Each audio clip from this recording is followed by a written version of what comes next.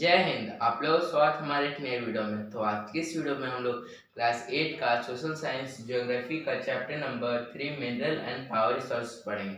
तो आज की इस वीडियो में हम लोग ज्योग्राफी का chapter number 3 mineral and power resources पढ़ेंगे। तो ये पार्ट 5 होने वाला है। पार्ट 5 में हम लोग पावर रिसोर्सेज के बारे में पढ़ेंगे। मिनरल के बारे में हम लोगों ने पढ़ लिया था। आज की इस वीडियो में पावर रिसोर्सेज में कोल के बारे में पढ़ेंगे। तो हम लोगों ने पिछली वीडियो में पावर रिसोर्सेज का क्या होता है और कितने टाइप्स के होते हैं। तो ऐसे दो टाइप के होते हैं, एक कन्वेंशनल और एक नॉन कन्वेंशनल।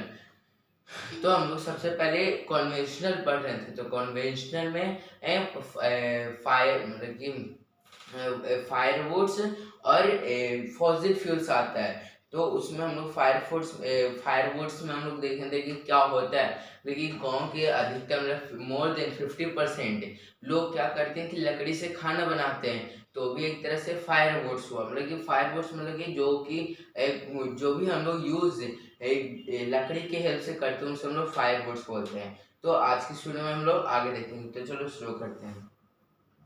हाँ, तो हम लोग कोल के बारे में जानेंगे। तो कोल होता क्या है। तो सबसे पहले मैं आपको बता दूं कि कोल एक ब्लैक सब्सटेंस है और कोल को हम लोग कार्बन बोलते हैं इंग्लिश में से, और हिंदी में कोयला बोला जाता है। कोयला जो कि बेसिकली मेनली गांव में क्या कि खाना बनाने के लिए यूज होता है। और वही अगर अगर स्टेट लेवल मतलब कि कोल फूड मतलब कि खाना बनाने के लिए यूज होता है। और वहीं पे क्या कि इससे बिजली भी बनाए जाते हैं। मतलब कि कैसे मतलब कोयला को जलाकर और जो इससे हीट आता है उसको कुछ प्रोसेस की मदद से क्या कि बिजली बनाया जाता है। तो कोल का बहुत सारा ऐसे यूज है। कोल का एक सब्सटेंस है जिसका यूज रोड को बनाने के लिए यूज होता है।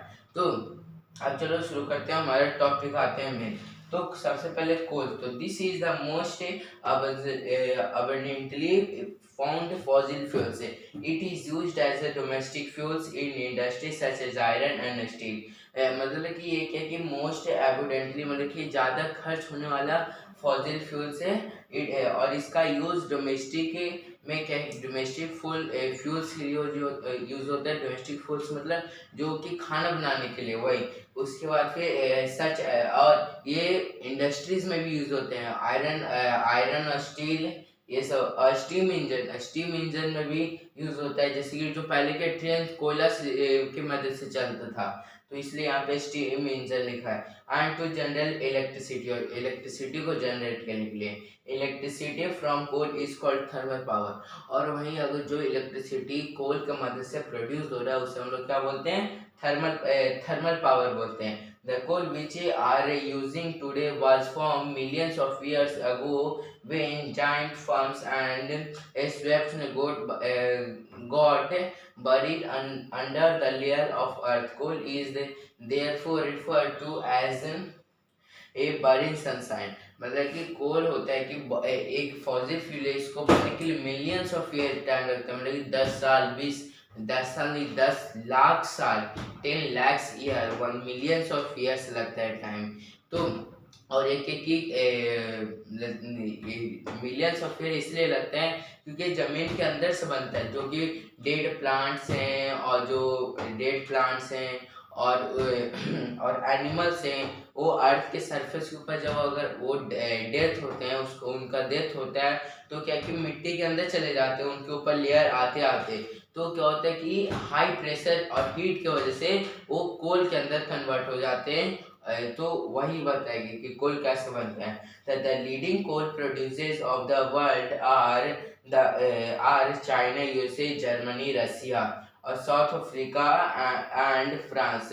और जो से कौन कौन से स्टेट मतलब कंट्री में सबसे ज़्यादा है कोल, वो है China, USA, Germany, Russia, South Africa and France में ज़्यादा है। और अगर बात करें इंडिया में तो सबसे ज़्यादा क्या कि झारखंड में, झारखंड को ब्लैक डायमंड के नाम से जाना जाता है क्योंकि वहाँ पे काला हीरा निकलता है। मतलब ये कोयला निकलता है। तो the coal produces areas of India is Raniganj, Jharia, Dhanbad and Bokaro in Jharkhand. तो झारखंड में प्लेस जहाँ पे ज़्यादा निकलता है। तो आई होप आपको इतना तक क्लियर हो गया। अब हम लोग आगे देखते हैं। तो अब आते हैं पेट्रोलियम। हम लोग ने कोल के बारे में डिस्कस कर लिया, अब पेट्रोलियम के बारे में। तो पेट्रोलियम होता है क्या है? तो पेट्रोलियम भी एक फॉसिल फ्यूल है, इसको भी बनने के लिए मिलियंस ऑफ ईयर टाइम लगता है इसको बनने के लिए। तो पेट्रोलियम ये मत समझना कि जो पेट्रोल जो कि गाड़ी चलता है ना पेट्रोल से, उसी को पेट्रोलियम बोलते हैं। तो नहीं, पेट्रोलियम अलग होता है और पेट्रोल अलग होता है। पेट्रोलियम के जब पेट्रोलियम रिफाइन होता है और तब उससे बहुत सारे प्रोडक्ट निकलते हैं, जैसे kerosene, diesel, lubricating oil, petrol, ये सब प्रोडक्ट्स निकलते हैं, मतलब ये सब्सटेंस निकलते हैं किससे? पेट्रोलियम से। तो इसलिए ये मत समझिएगा कि पेट्रोल और पेट्रोलियम सेम ही है। तो हमारा टॉपिक आते हैं। तो the petrol that keeps your car running as well as the oil that keeps your cycle from squeezing both began as a think black liquid called petroleum.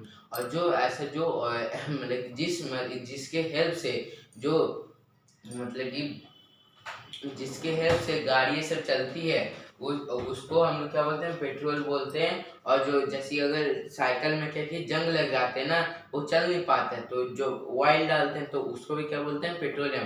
तो petrol का ही product है। तो पेट्रोल डालेंगे तो मतलब कि मोबिल डालेंगे तो एकदम आराम से एकदम स्मूथ हो जाएगा।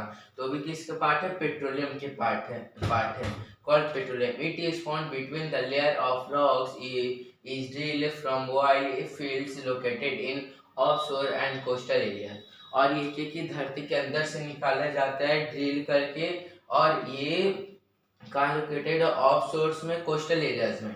This is then sent to the refinery which process the crude oil and produce a variety of products like diesel, petrol, kerosene, wax, plastics and lubricants। तो क्या कि ये कहाँ पे? और ये क्रूड ऑयल होता है। क्रूड ऑयल मतलब पूरा काला तेल रहेगा। पेट्रोलियम जैसे येलो येलो रहता है, नहीं दिखता है हम लोग को, वैसा नहीं रहता, वो पूरा ब्लैक कलर में रहता है। पर उसको बाद फिर क्या कि जब निकालते हो तो उसे रिफाइनरी में भेज दिया जाता है। रिफाइनरी में एक सिस्टम होता है जिसमें पेट्रोलियम को क्या कि रिफाइन किया जाता है और अलग अलग सब्सटेंस में। जैसे कि अगर मान लीजिए आपके पास मतलब कि 1 रुपए का सिक्का, 2 रुपए का सिक्का, 5 रुपए का और 10 रुपए का और 20 रुपए का सिक्का है। 5 आपके पास सिक्का है और बहुत सारा आपको पास सिक्का दे दिया है, और आपको बोला जाए कि सबको अलग सिक्का मतलब कॉइन्स सबको अलग अलग करना है। तो आप अलग अलग करोगे ना, तो किस प्रोसेस मतलब कि सेपरेट करोगे। तो इन पे अगर क्रूड ऑयल से ये सब जो चीज़ है वो मतलब कि प्रोडक्ट्स है, जैसे petrol, kerosene, wax, diesel and lubricants, इसको अलग करना है, उसको क्या बोलते हैं? रिफाइनरी सिस्टम बोलते हैं। रिफाइनरी या फिर refinery system. Petroleum and petroleum and its derivations are called black gold. और पेट्रोलियम को क्या बोलते हैं हम लोग? ब्लैक गोल्ड के नाम से भी ये जाना जाता है। ये मत कंफ्यूज होइएगा, ये जो पेट्रोल को हम लोग ब्लैक गोल्ड के नाम से जानते हैं, और कोल को किसे? ब्लैक डायमंड के नाम से जानते हैं। तो ये मत कंफ्यूज हो जाएगा, as they are very valuable, और ये बहुत ही वैल्यूएबल है। The chief petroleum producing country and are Iran, Iraq, Saudi Arabia and Qatar. और जो सबसे ज़्यादा पेट्रोलियम प्रोड्यूस करने वाला कंट्री है वो है ईरान है, इराक है, सऊदी अरेबिया और क्वार्टर है। The other major producers are USA, Russia, Venezuela and Algeria. और अगर दूसरा बात किया जाए तो लेकिन उससे कम प्रोड्यूस करने वाला कंट्री कौन कौन है? रसिया, वेनेजुएला, अल्जीरिया, यूएसए। और the heading producers in India, और जो इंडिया में सबसे ज़्यादा प्रोड्यूस कहाँ से होता है? डिगबॉय इन असम से, बॉम्बे मुंबई में, और डेल्टा कृष्णा गोदावरी रिवर्स के नियर जो डेल्टा उससे। तो आई होप आपको समझ में आया होगा। हाँ, तो आई होप आपको पेट्रोलियम तक समझ में आ गया होगा। हम लोग नेक्स्ट वीडियो में नेचुरल गैस के बारे में जानेंगे। तो अगर आपको वीडियो अच्छा लगे तो लाइक और सब्सक्राइब करना मत भूलिएगा। और अगर आपको कुछ पूछना है तो कमेंट बॉक्स में पूछ लीजिएगा। जाते जाते अगर ये मेरा हेयर स्टाइल जो हेयर कटिंग है वो आपको कैसा लगा वो कमेंट बॉक्स में बताइएगा। Thanks for watching, bye bye.